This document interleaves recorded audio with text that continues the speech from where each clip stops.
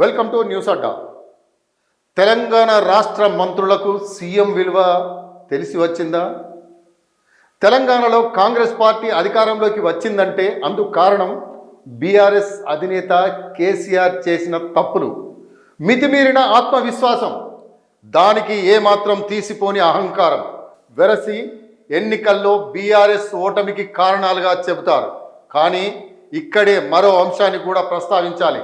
BRS లోపాల్ని తమ విజయాలకు అవకాశాలుగా మార్చుకునే విషయంలో రేవంత్ రెడ్డి కీలకంగా వ్యవహరించిన వైనం తెలిసిందే. అయితే రేవంత్ ఆధిక్యతను అంగీకరించే విషయంలో కాంగ్రెస్ నేతలు ససేమిరా అనే పరిస్థితి.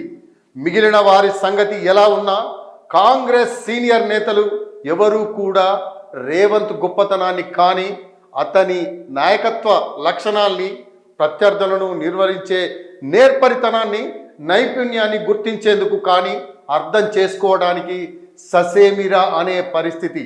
అంతెందుకు, ఎన్నికల వేళ 10 మంది ఎమ్మెల్యేల్ని గెలిపించుకునే విషయంలో ముందుకు రాని నేతలు తీరా ఎన్నికల్లో కాంగ్రెస్ పార్టీ విజయం సాధించిన తర్వాత మాత్రం సీఎం కుర్చీలో కూర్చోవడానికి పడిన తాపత్రయం అంతా ఇంత కాదు. ఏది ఏమైనా రేవంత్లోని నాయకుడిని గుర్తించిన కాంగ్రెస్ అధిష్టానం ఎవరెన్ని ఒత్తిళ్లు తీసుకొచ్చినా రేవంత్ చేతికి అధికార దండాన్ని అప్పజెప్పేసింది.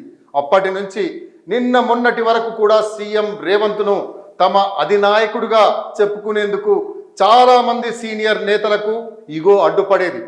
తమ కంటే చిన్న వయసులోనూ అనుభవంలోనూ చిన్నోడైన రేవంత్ ఆధిక్యతను ఎందుకు అంగీకరించాలన్నట్లుగా వారి వైఖరి ఉండేది. ఇలాంటి వాటికి సమాధానాలు ఎవరు చెప్పినా చెప్పకున్నా కాలం సరిగ్గా చెబుతుంది. రేవంత్ సమర్థతను, సామర్థ్యాన్ని ఒక్కొక్క సందర్భంలో ఒక్కో సీనియర్ నేత అర్థం చేసుకునే పరిస్థితి.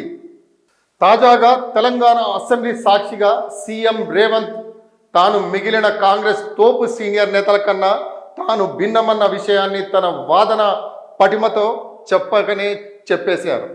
నిజానికి అసెంబ్లీ సమావేశాలను తీసుకుంటే మంత్రి పొంగిలేటిపై హరీష్ రావు విరుచుకుపడుతుంటే ఆయన్ను అడ్డుకునేందుకు మంత్రుల్లో ఎవరి దగ్గరైనా సరి అయిన అస్త్రాలు లేని వేళలో రంగంలోకి దిగిన సీఎం రేవంత్ మొత్తం ఆటను పూర్తిగా తన చేతుల్లోకి తీసుకోవడమే కాదు, అప్పటి వరకు స్పష్టమైన ఆధిక్యతను ప్రదర్శించిన హరీష్ రావుకు మింగుడు పడని రీతిలో అత్యంత వేగంగా తనదైన వాదనలు వినిపించడమే కాదు, ఊహించని విధంగా సిబిసిఐడి విచారణకు ఆదేశించడం ద్వారా గులాబీ బ్యాచ్కు దిమ్మ తిరిగే షాకిచ్చారని చెప్పవచ్చు. మొత్తంగా సీఎం రేవంత్ విలువ ఏమిటన్న విషయంతో పాటు తమకు రేవంత్కు మధ్య ఉన్న వ్యత్యాసాన్ని పలువురు సీనియర్ మంత్రులకు బాగానే అర్థమై ఉంటుందన్న మాట వినిపిస్తోంది.